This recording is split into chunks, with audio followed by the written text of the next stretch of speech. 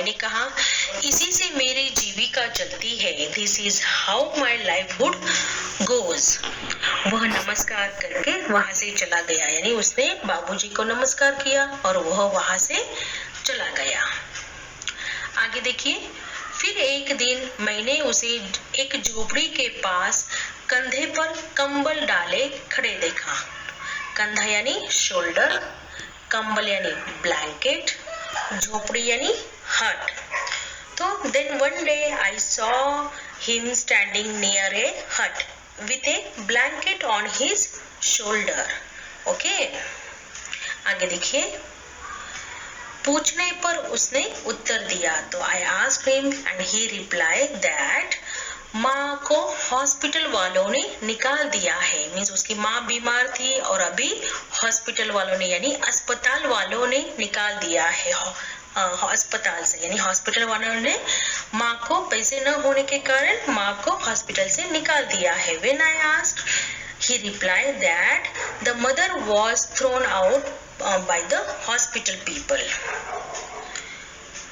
झोपड़ी में देखा तो एक स्त्री चिथड़ों से लदी हुई कांप रही थी। तो तभी लेखक ने कहाँ गया, वह झोपड़ी में गए। वह जो हट थी पास में, उसमें जाके देखा तो एक लेडी, स्त्री यानी एक वुमन जो थी, वह चिथड़ों से लदी हुई थी, यानी फटे टूटे ब्लैंकेट उसके ऊपर डाले गए थे और उस ब्लैंकेट के अंदर वह कांप रही थी, जैसे शिवरिंग हो रहा था, ऐसे मानो जिसको उसको ठंडी लग रही थी।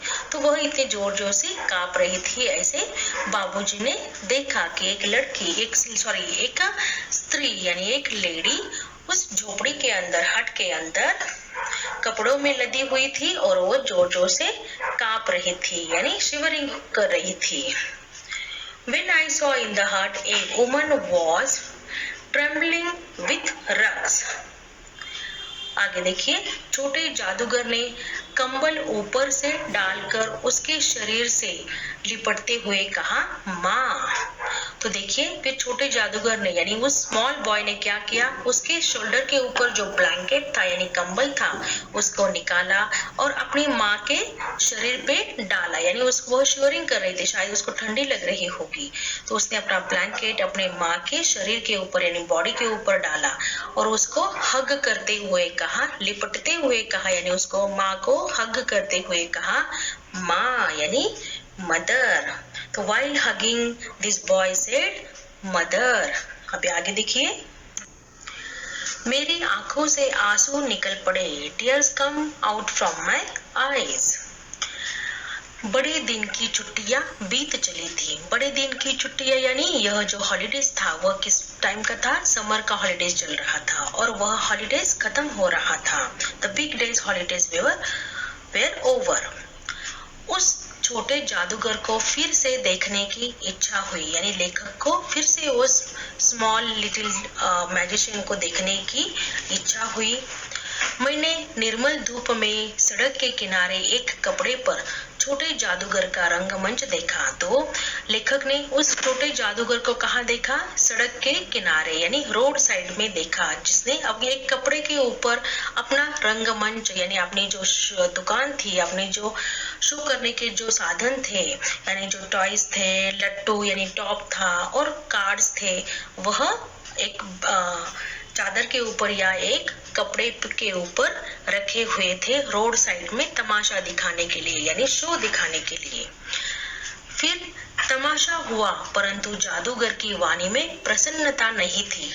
तमाशा हुआ यानी उस छोटे से जादूगर ने अपना शो दिखाया, बट उसके वाणी में यानी उसके स्पीच में प्रसन्नता नहीं थी, यानी हैप्पीनेस नहीं था, वह हैप्पी नहीं था।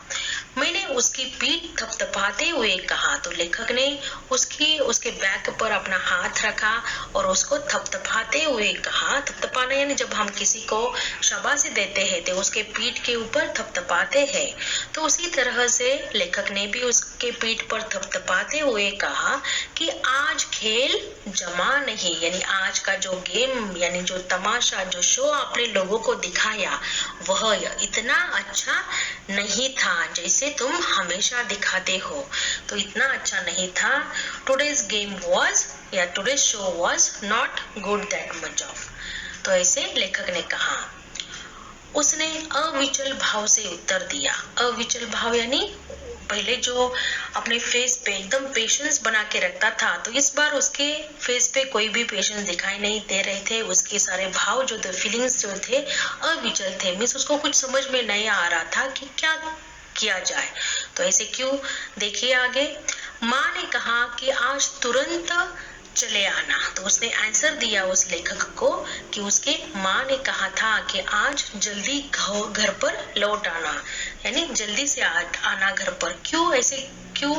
तो मेरी घड़ी समीप है, ऐसे माँ ने कहा, क्योंकि माँ तो बहुत दिन से बीमार चली आ रही थी। तो माँ ने आज उस छोटे से बालक को यानी छोटे जादूगर को कहा था कि तुम जल्दी से घर पर आना, क्योंकि मेरी घड़ी समीप है, यानी मेरा लाइफ का टाइम अभी खत्म होने वाला है। बहुत ही कम टाइम बचा है मेरे पास, इसलिए तुम जल्दी से घर आना, ऐसे उसने कहा था। फिर मैंने क्रोध से कहा, यानी एंग्री में लेखक ने उस बच्चे से कहा, तब भी तुम खेल दिखाने चले आए। तो लेखक ने कहा, फिर भी तुम्हारी इतना माँ इतना बीमार है, शी इज वेरी सिक, फिर भी तुम शो दिखाने के लिए चले आए। तो उसने कहा, क्यों न आता। तो उस बच्चे ने कहा कि फिर क्या करो, क्यों न आता। He said, why don't I come? ऐसे उसने कहा। अभी आगे देखेंगे। आगे देखिए, मोटर में बैठकर मैं तुरंत उसे उसकी झोपड़ी की ओर ले आया। तो यहाँ पे लेखक यानी बाबूजी put him in his motor car and immediately took him to his hut. तो उस बच्चे को वह देखिए इस चित्र में देख रहा है, बाबूजी इस झोपड़ी के अंदर आ गए हैं उस बेटे को लेके अपने कार में। जब तक वह झोपड़ी के भीतर पहुंचा, माँ के मुंह से बे निकल कर रह गया। तो जब तक वह झोपड़ी के अंदर पहुंचता, यानी until he reached inside the hut, then the bay comes out from the mouth of his mother. तो उस छोटे से बच्चे के माँ के मुंह से बे यानी क्या, बेटा। यहाँ का मीनिंग क्या होता है, बेटा, क्योंकि वह इतनी वीक हो चुकी थी कि वह बोल भी नहीं पा रही थी, और उसके मुंह से सिर्फ बे यह लेटर निकला, यह वर्ड निकला बे, और वह चुप हो गई। उसके दुर्बल हाथ उठकर गिर गए। तो उस माँ के दुर्बल हाथ यानी वीक हैंड, दुर्बल यानी क्या, वीक, ओके। तो उसके जो वीक हैंड थे वह ऊपर उठकर नीचे गिर गए, क्योंकि उसके हाथों में शक्ति ही नहीं थी। तो until he reached inside the hut, the big word come out from the mouth of the mother, and his weak hand rose up and fell down. आगे देखिए, जादूगर उससे लिपट कर रोने लगा। तो वह जो स्मॉल लिटिल मैजिशियन था उसने अपने माँ को हग किया और जोर जोर से रोने लगा, एंड ही स्टार्टेड क्राइंग। उस उज्जवल, ये था हमारा चैप्टर, है ना। अब इसके क्वेश्चन आंसर मैं आपको नेक्स्ट डे सेंड करूँगी। ओके बेटा, थैंक यू।